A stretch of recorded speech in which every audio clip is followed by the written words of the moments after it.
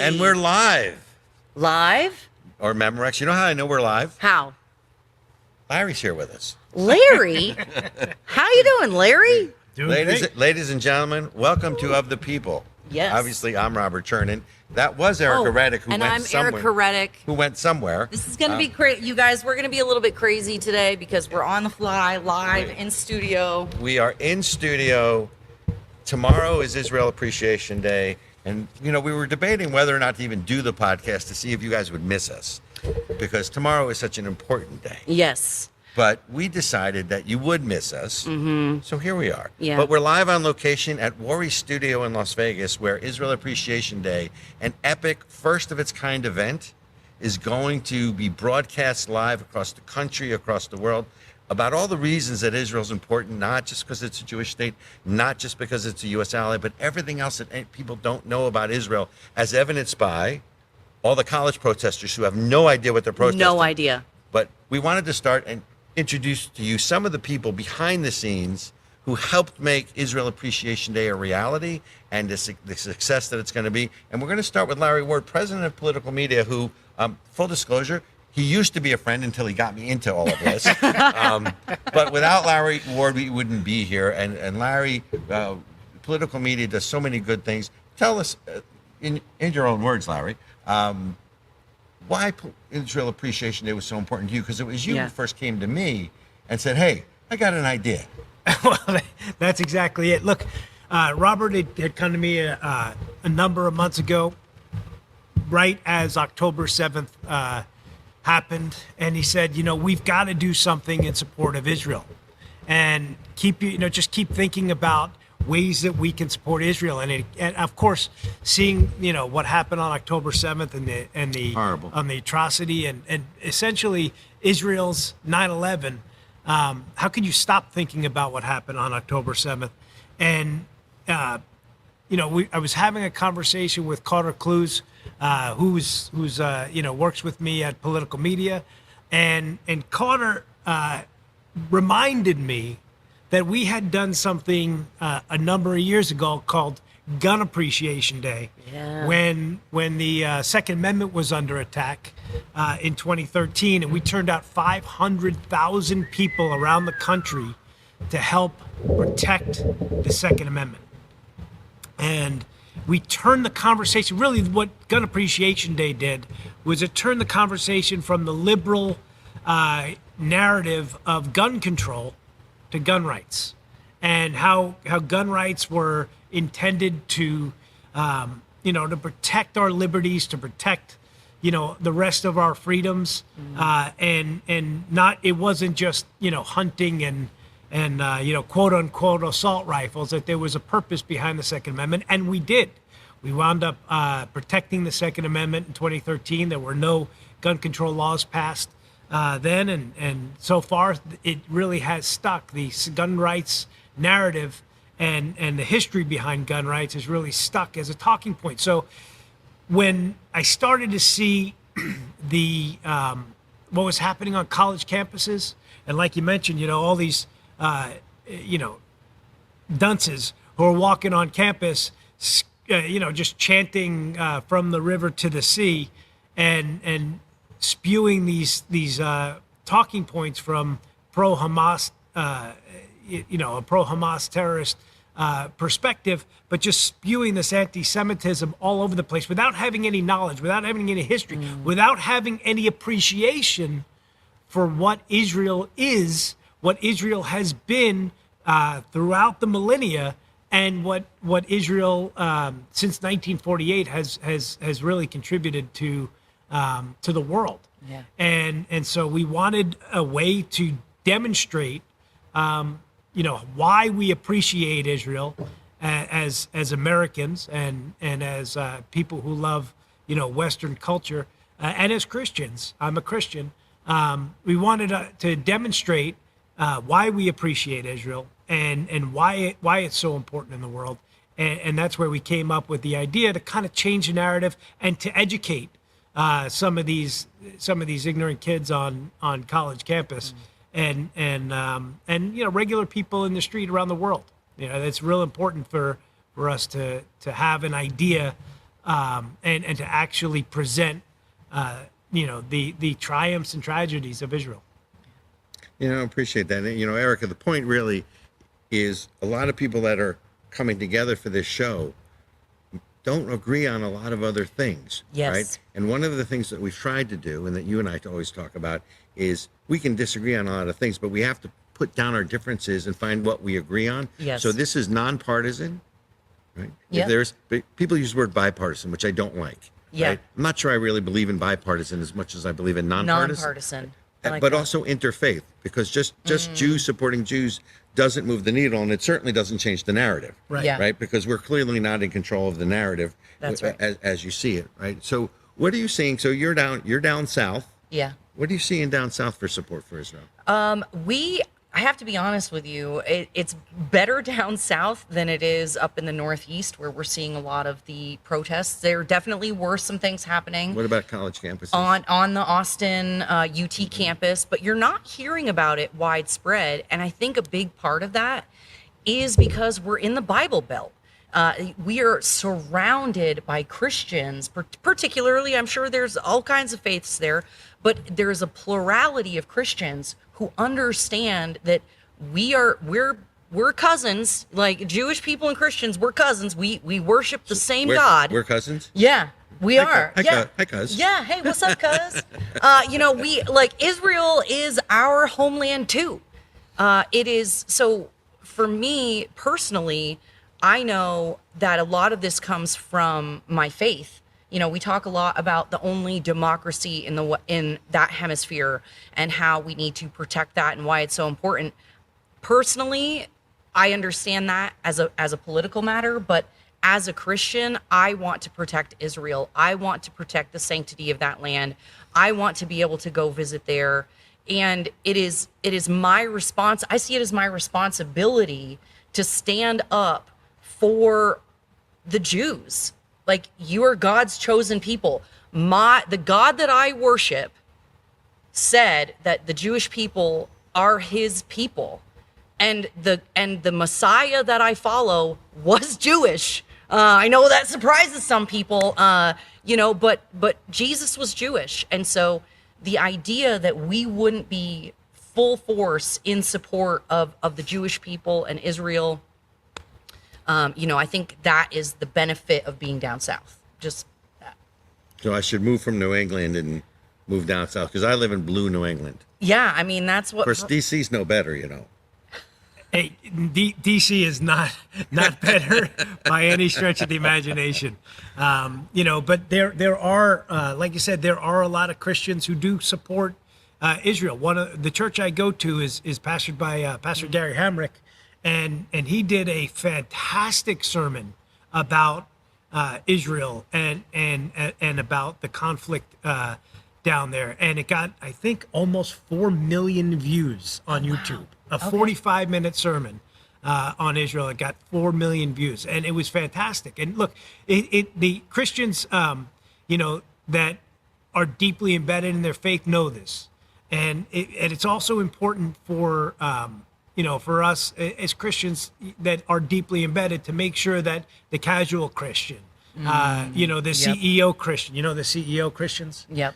Christmas and Is Easter that like only. Christmas, Easter? Yeah, Christmas, Easter only. I like that. Okay, CEO. All So right. the CEO It's Christians always packed in understand- church on Easter and understand. Christmas. So The I'm rest of the out. time. So basically, I'm in the middle, and I'm outnumbered 2-1, is what you're telling me. Yes. Right? Yeah. Just, Absolutely. but not for long. We've got some other Or- guests coming on. I would, do. I would say you're flanked.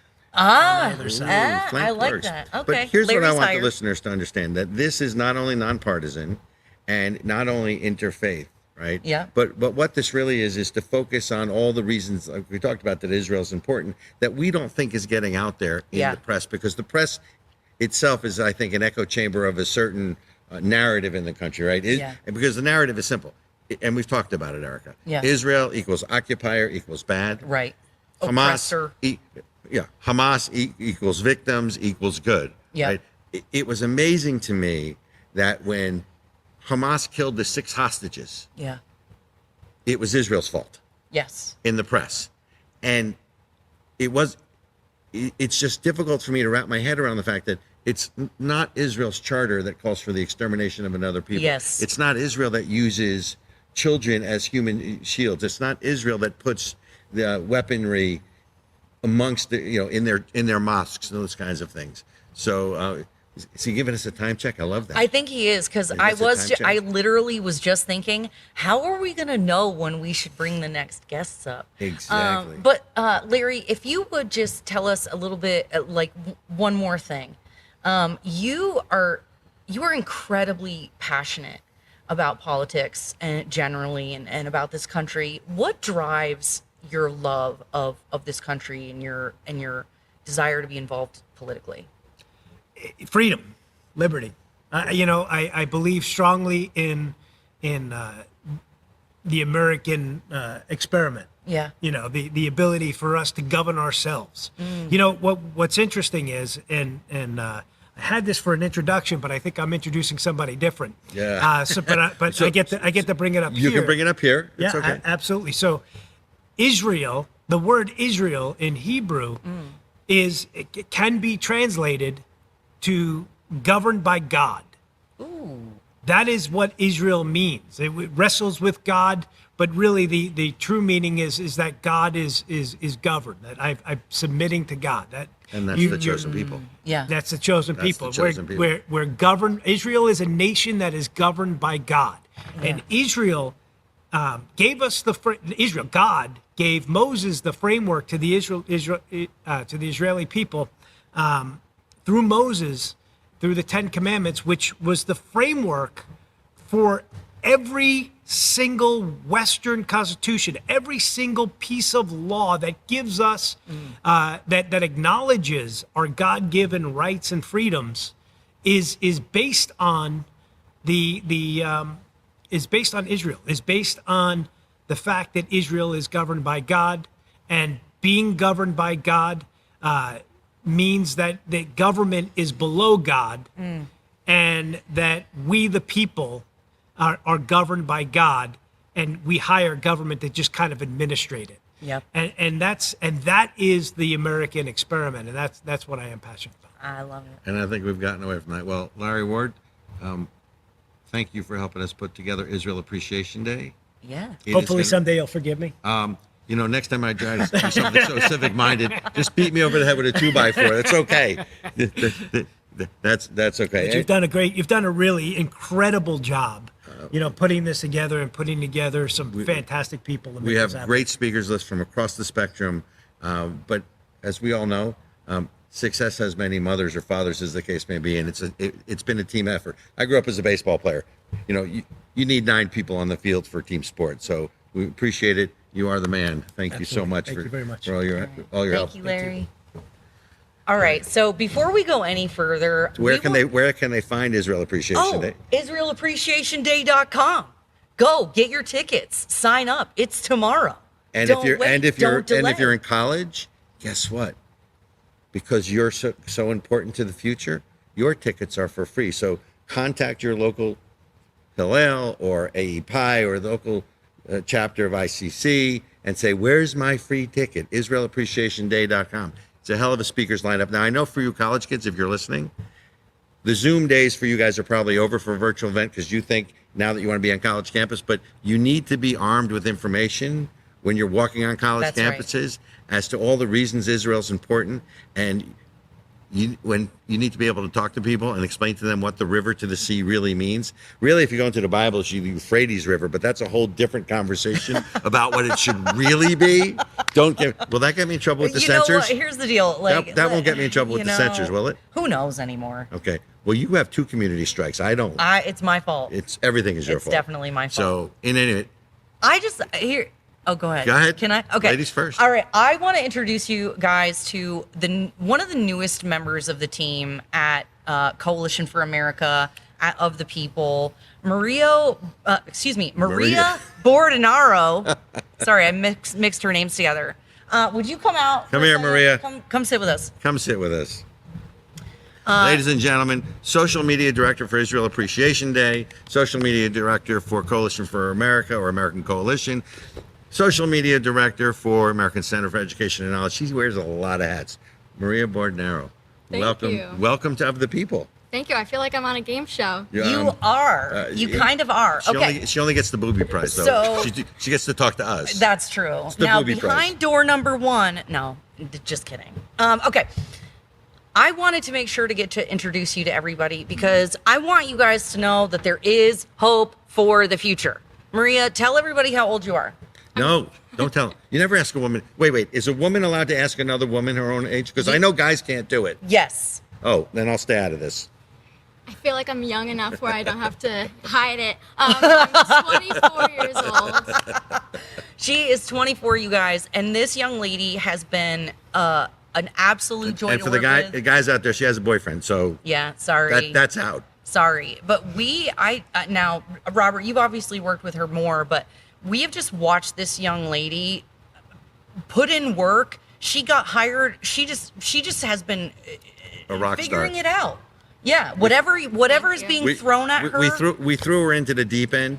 Didn't tell her it was the deep end, and she hasn't run away with her hair on fire, so it's okay. We're doing okay. So a little shout out to redballoon.com. It is a hiring website for conservatives. And so that's how we found you. Yes. So why don't you share a little bit, Maria, what it's been like for you to kind of, as a young person being out in the workforce, being able to get a job in politics, conservative politics? Well, I'll be honest. There is a certain stigma against being a young person and being conservative. That's definitely for sure. But I didn't want that to hold me back. I feel like being authentic to yourself is very important. And why not have my career reflect that? I want to actually have a job that I feel like I'm making a difference, actually enjoy the people that I'm working with who have similar values to me. Yeah.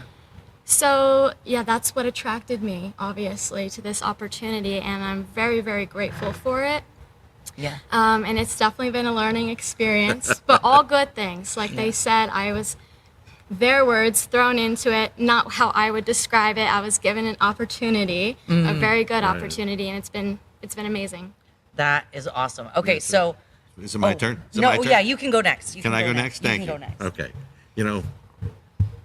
I love being we're usually remote. I love the energy being in the same studio Yeah, with you. it's fun. I love that. It's good. Israel Appreciation Day. How much did you know about Israel before the project started? What's your takeaways? What have you? You stole it. That was my Oh, question. it's because, ladies and gentlemen, great minds think alike. So I knew where she was going. When you work with someone so closely for, has it been a year and a half, 2 years? Yeah, almost at like a year and a half. Yeah, at least. So, can I finish? Yeah, go ahead. Go Thank ahead. you. Okay. Go ahead. Israel Appreciation Day. Not sure how much you knew about Israel before you started this, so I'm sure there's some learning there. And then, so what were the high points? What's your takeaways? And for people who are your age or age class, by the way, are you called the millennial or Gen Z? I don't understand all I'll those. make this clear because you once called me a millennial. A millennial. I am Gen Z. Gen Z, I'd like to okay. make that very clear. Okay, got it. He's so offended. I have been duly corrected. Okay, I will never make that mistake again. Thank you. Okay, so you're a Gen Z. Yes. Well, I knew a little bit about Israel. Obviously, I'm not Jewish, so there's only so much that you can know. Interesting story. I was put in a lot of summer camps as a child because, my parents work full time. They actually enrolled me into the JCC camp for a couple summers, which, they accepted Jewish, non-Jewish children. And they would lead Jewish prayers sometimes. So definitely got a lot of Jewish friends from that and was exposed to the culture, but really didn't really know too much. But working with you and learning more about Israel, what is at stake with this war, you really do realize the significance of Israel, not just in the Middle East, but really for the entire world and for humanity as a whole. They do represent American values, and that's really what is at stake here. So, Yeah. No, that's wonderful. And Maria has been heading up our social media outreach. One of the things that has been most gratifying to me in this process, and it's been a 5-month process, maybe? I'd say so. 4 or 5 month process, is the groundswell of support around the country for Israel that we have seen. And really where we first tapped into this, where you first tapped into this, was on social media, wasn't it? So what are you seeing on social media?